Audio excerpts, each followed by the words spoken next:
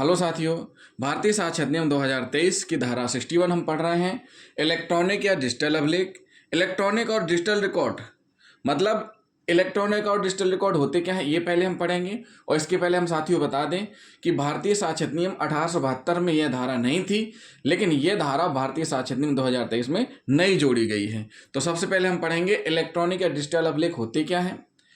ऐसे अभिलेख जो किसी डिजिटल माध्यम से जैसे computer, mobile, camera, DVR, laptop, tablet में संग्रहित हों, यह सभी record created, access and maintain in digital form में होते हों।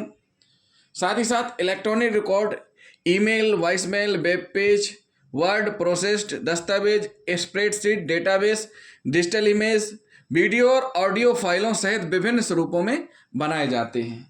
तो साथियों, ये क्या हुआ, इलेक्ट्रॉनिक और डिजिटल अभिलेख। अब इस अधिनियम में धारा क्या कह रही है 61, वो हम पढ़ लेते हैं। इस अधिनियम की कोई बात इस आधार पर साक्ष्य में किसी इलेक्ट्रॉनिक या डिजिटल साक्ष्य की ग्राह्यता से इनकार नहीं करेगी कि यह इलेक्ट्रॉनिक या डिजिटल अभिलेख है, और ऐसे अभिलेख का धारा 63 के अधीन रहते हुए वही विधिक प्रभाव, विधि मान्यता और प्रवर्तनशीलता होगी जो किसी अन्य अभिलेख की होती है।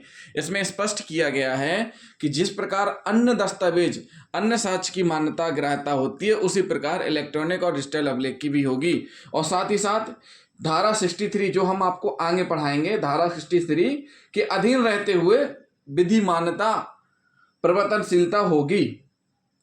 तो साथियों, इसको ऐसा दस्तावेज माना जाएगा, किसको, इलेक्ट्रॉनिक और डिजिटल अभिलेख को। अब हम पढ़ेंगे धारा 62, इलेक्ट्रॉनिक अभिलेख से संबंधित साक्ष्य के बारे में विशेष उपबंध। इलेक्ट्रॉनिक अभिलेख की अंतर्वस्तु धारा 63 के उपबंधों के अनुसार साबित की जाएगी, जो हम आपको आगे बताएंगे 63 के बारे में कि इलेक्ट्रॉनिक अभिलेख की ग्राह्यता के संबंध में कि कब ग्राह्य होंगे, कैसी कंडीशंस होंगी, उसके लिए क्या करना पड़ेगा, ये सारी की सारी चीज़ें हम आपको 63 में बताएंगे। और साथ ही साथ ये जो धारा है 62, ये भारतीय साक्षरता अधिनियम 1872 की धारा 65 का के समरूप है। किसके समरूप है, 65 का के समरूप है।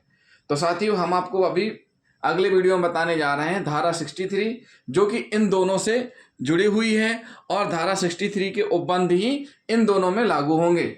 तो जिन साथियों ने अभी तक हमारा चैनल सब्सक्राइब नहीं किया है, हमारे चैनल को सब्सक्राइब कर लें और वीडियो को लाइक और शेयर करना ना भूलें। साथ ही साथ हमारा अगला वीडियो देखना ना भूलें। थैंक यू दोस्तों।